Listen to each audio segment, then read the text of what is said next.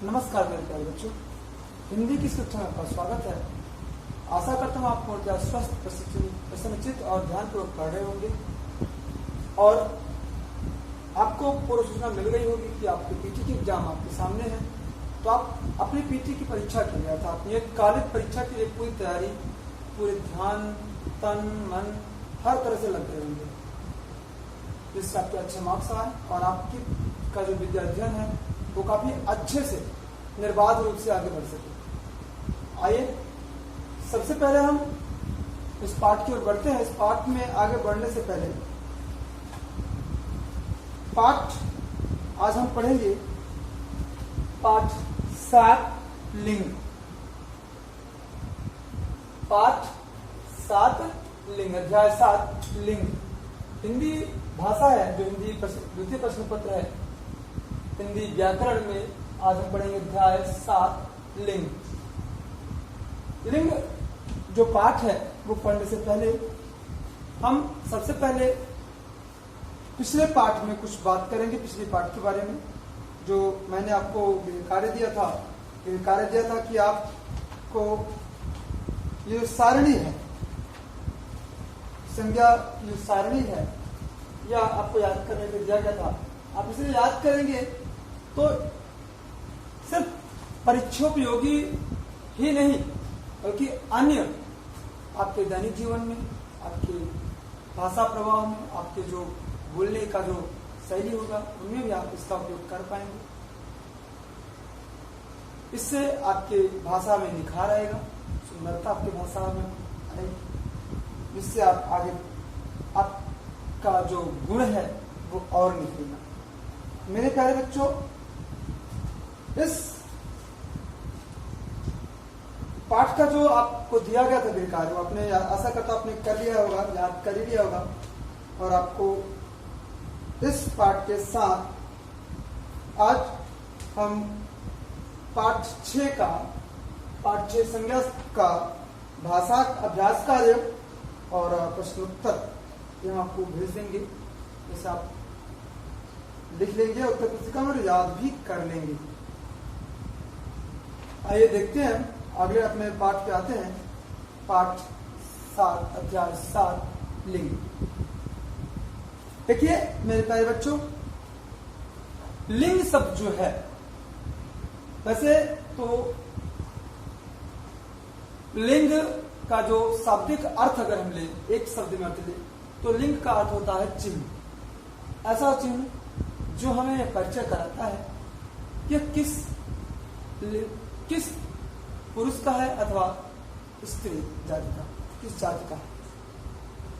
ये जो पहचान कराता है, जो चिन्ह होता है, वही लिंग है। तो अगर हम लिंग की परिभाषा देखें तो लिंग की परिभाषा में है शब्द के जिस रूप से पुरुष या स्त्री जाति को जाति का बोध होता है, पुरुष या स्त्री जाति का बोध होता है,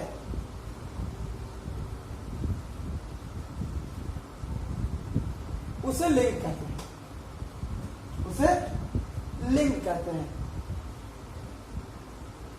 जैसे अगर हम नाम ले गाय की, तो हम ऐसा तो नहीं कहें कि गाय पुल्लिंग है। या अगर हम कहें कि पिताजी, तो पिताजी क्या कहेंगे कि वो स्त्री है, पुल्लिंग ही कहेंगे। कुछ शब्द ऐसे जैसे नाम उनका लेते ही हमें दिमाग में ये बन जाता है कि पुरुष अथवा स्त्री। तो यही चिन्ह, यही पहचान, जो शब्दों की जो पहचान है वही लिंग है। तो हिंदी में जैसे गाय, मोर, मोरनी। अगर हम बात करें लिंग की कि लिंग के कितने प्रकार हैं, तो लिंग के कितने प्रकार हैं? हिंदी में लिंग के 2 प्रकार।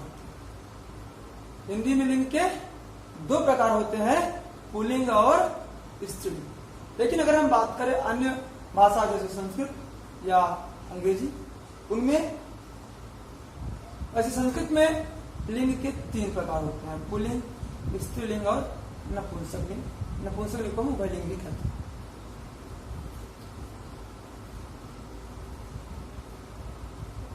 लिंग के जो प्रकार है पुल्लिंग, अगर हम पुल्लिंग को परिभाषित करें, पुल्लिंग की बात करें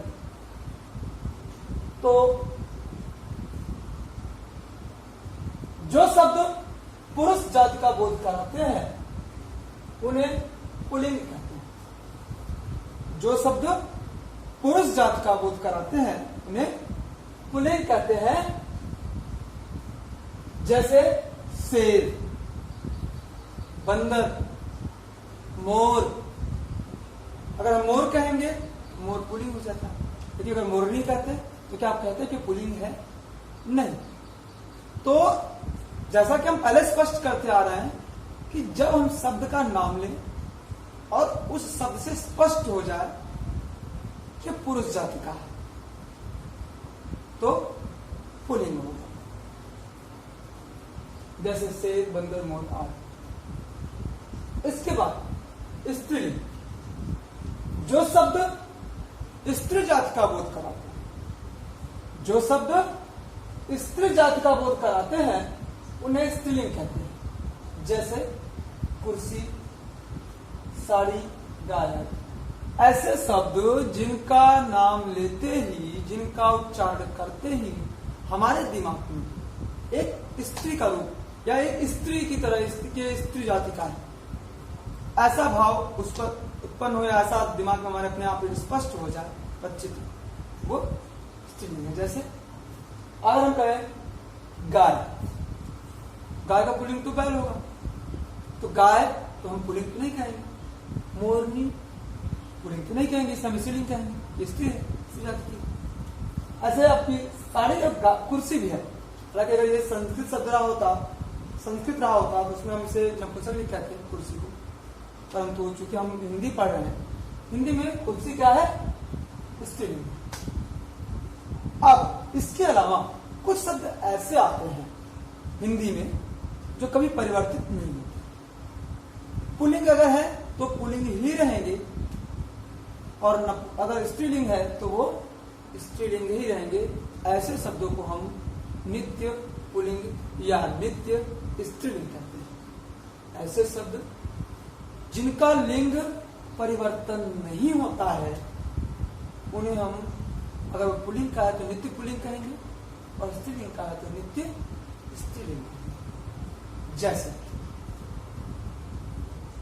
धातु तथा पदार्थों के नाम, अगर हम धातु तथा पदार्थों के नाम की बात करें, जैसे लोहा, सोना, हीरा, तांबा, जस्ता, ये नित्य पुल्लिंग है। अब क्या अगर हम इनकी बोले कि ये स्त्रीलिंग बनेगा तो क्या लोही बनेगा? ऐसा तो नहीं है। जस्ता का जस्ती नहीं बनेगा, सोना का सोनी नहीं बनेगा, सोनी कोई धातु तो है नहीं। तो कहने का तात्पर्य है कि जिन शब्द, जो शब्द का लिंग परिवर्तन नहीं होता है वो नित्य, अगर पुल्लिंग कहे तो पुल्लिंग और स्त्रीलिंग कहे तो स्त्रीलिंग कहे जाते हैं। लेकिन इन्हीं धातुओं में ही कुछ एक दो धातुएं ऐसी जो अपवाद के रूप में, जैसे चांदी, चांदी पुल्लिंग नहीं है, स्त्रीलिंग। और पीतल, पीतल स्त्रीलिंग है। तो इनका आपको ध्यान देना है। अगर आपको अगर कहीं उदाहरण लिखना आए लिखने के लिए तो वहां पे आपको चांदी और पीतल का नाम नहीं देना है। इसके बाद है अनाज के नाम। अनाज तो आप समझ ही रहे होंगे, अनाज मतलब जिन अन्न का उपयोग हम करते हैं अपने भोजन के रूप में, जैसे गेहूं, बाजरा, चावल, मक्का। तो अब ये क्या है? ये नित्य पुल्लिंग है, इनके लिंग में कभी परिवर्तन नहीं होता। गेहूं का गेहूं नहीं बोलेंगे, चावल का चावल तो नहीं बोलेंगे। तो ये शब्द क्या है? नित्य पुल्लिंग शब्द है। और फलों के नाम, फलों के नाम जैसे सेब, संतरा, केला, नाशपाती, ये पुल्लिंग है, नित्य पुल्लिंग है, इनमें कोई परिवर्तन नहीं होगा। रत्नों के नाम, रत्नों के नाम जैसे पुखराज, मूंगा, पन्ना, ये सब क्या है? रत्न। तो रत्नों में ये आपके आ जाएंगे, इनके भी लिंग में कोई परिवर्तन नहीं होता। अब आते हैं पर्वतों के नाम। पर्वत जैसे हिमालय, विंध्याचल, काफी सारे पर्वत हैं। तो क्या उनके पर्वतों के नाम में हम क्या अगर हम स्त्रीलिंग वो नहीं हो सकते जो हमेशा ये नित्य पुल्लिंग रहते हैं। ग्रहों के नाम, ग्रहों के नाम सूर्य, सूर्य, मंगल, बुध, बृहस्पति, शुक्र, शनि, ये जो ग्रहों के नाम है ये भी नित्य पुल्लिंग रहते हैं, इनका स्त्रीलिंग नहीं। इसके अलावा देशों के नाम, ये सबसे बड़ी बात है, ये आपको जानने की आवश्यकता है कि देशों के नाम जितने हैं सब नित्य पुल्लिंग है। तो आप जब आम बोलचाल की भाषा में प्रयोग करेंगे उन्हें भी नित्य पुल्लिंग की तरह ही प्रयोग में लाएंगे। तो देश जैसे मान लीजिए आपका है चीन, जापान, अमेरिका, रूस, ब्रिटेन, इंग्लैंड, ये सब क्या है आपके नित्य पुल्लिंग है। आगे है वृक्षों के नाम, आम का वृक्ष, पीपल का वृक्ष, बरगद का वृक्ष। अब देखिए ये नित्य पुल्लिंग है, इनमें भी कोई परिवर्तन नहीं होगा। इसके बाद सागरों के नाम, सागर जितना हिंद महासागर, प्रशांत महासागर, अरब सागर, काफी सारे जो सागर हैं ये भी नित्य पुल्लिंग है। इनके हम ऐसा तो नहीं कि इनको हम अरबी सागर बोलेंगे, शांति महासागर बोलेंगे, ऐसा कुछ नहीं, वो नित्य पुल्लिंग में कोई परिवर्तन नहीं होगा। समुदायवाचक शब्द हमने पहले भी बात किया था, पिछले पाठ में भी। तो ऐसे शब्द जिनसे हमें एक समुदाय का पता चले, तो ऐसे शब्द कभी स्त्रीलिंग नहीं होते हैं, नित्य पुल्लिंग ही होते हैं। जैसे झुंड, सेना, समाज, परिवार, ये पुल्लिंग है, नित्य पुल्लिंग है, इनमें कोई परिवर्तन नहीं होगा। अकारांत संज्ञाएं, अकारांत संज्ञाएं जितनी है वो भी आपकी नित्य पुल्लिंग है। जैसे राम, देह, पत्र, पेड़, धन, घर, ये अकारक संज्ञा है, ये हमेशा नित्य पुल्लिंग ही रहेंगे। वर्णमाला के अक्षर क, ख, ग, घ, ग, छ, छ, ये आपके कसरे की तक जो आपके ये वर्णमाला के अक्षर हैं, ये भी आपके क्या है, नित्य पुल्लिंग है। इसके बाद है भाववाचक संज्ञाएं, जो भाव को उत्पन्न करने वाली संज्ञाएं हैं, भाववाचक संज्ञाएं हैं। परोपकार, लड़कपन, बचपना, ये सब आपका नित्य पुल्लिंग है। अब आते हैं नित्य स्त्रीलिंग की ओर। नित्य स्त्रीलिंग, मौसम के नाम, मौसम के नाम क्या हुए, जैसे सर्दी, गर्मी, वर्षा, ये सब क्या हुई, ये आपके नित्य स्त्रीलिंग है, इनमें कोई परिवर्तन नहीं होता। और क्या है, जैसे तिथियों के नाम, तिथियों के नाम, जो तिथियां हैं आपके अमावस्या, प्रतिपदा, द्वितीया, तृतीय, पंचमी, षष्ठी, सप्तमी, ये तिथियां हैं, ये तिथियों के नाम भी क्या है, नित्य स्त्रीलिंग है। हथियारों के नाम, बंदूक, कृपाण, तलवार, तोप, ये सब क्या है, नित्य स्त्रीलिंग है, इनमें कोई परिवर्तन नहीं होगा। याद रखना मेरे बच्चों, यहाँ पे आपको कोई भी संदेह नहीं होना चाहिए।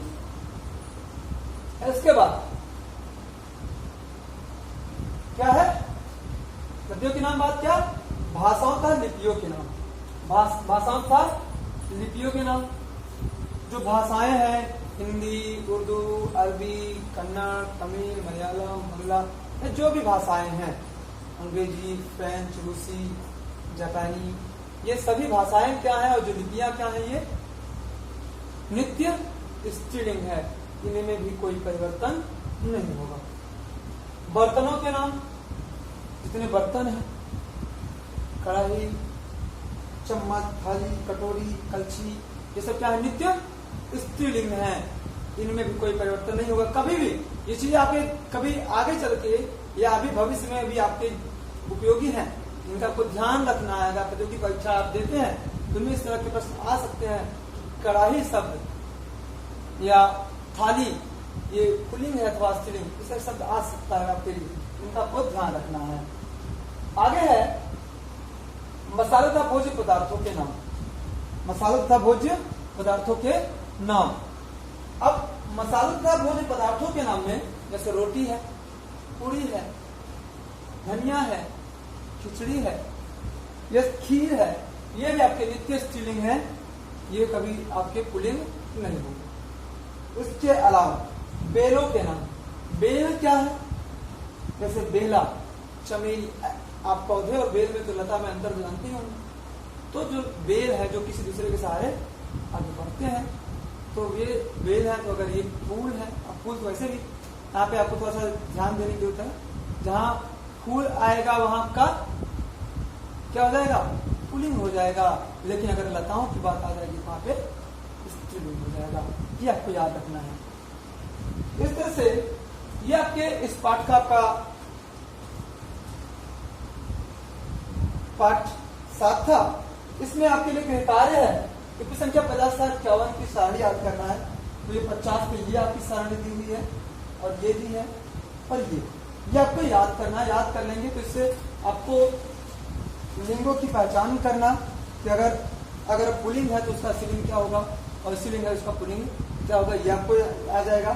और इसके अलावा स्त्रीलिंग में जिन शब्दों में ई, नी, आनी, आई, इया, इमा, ता, आवट, आहट प्रत्यय जुड़े होते हैं वो भी स्त्रीलिंग शब्द होते हैं। ये भी आपको याद रखने की आवश्यकता है। और कुछ शब्द ऐसे होते हैं जो स्त्रीलिंग तथा पुल्लिंग दोनों में प्रयोग किए जाते हैं। जैसे राष्ट्रपति। अब राष्ट्रपति चाहे वो पुरुष हो अथवा स्त्री, हम तो राष्ट्रपति ही कहेंगे। तो कुछ शब्द ऐसे हैं जो पुल्लिंग अथवा स्त्रीलिंग दोनों में समान रहते हैं। जैसे राष्ट्रपति, मुख्यमंत्री, चित्रकार, खिलाड़ी, पत्रकार, डॉक्टर आदि। इनका भी आपको याद रखने की आवश्यकता है। और इस पाठ में आपके लिए जो कार्य है वो संख्या 50,51 की सारणी याद करना है। और आपके लिए और हमने गृह कार्य दिया है कि बच्चों का अपने बड़ों के प्रति कर्तव्य, इस विषय पर भी आपको निबंध लिखना है 250 शब्दों में। मेरे प्यारे बच्चों, आज के इस वीडियो में बस इतना ही। अगले वीडियो में फिर से आपसे मिलेंगे। तब तक के लिए धन्यवाद।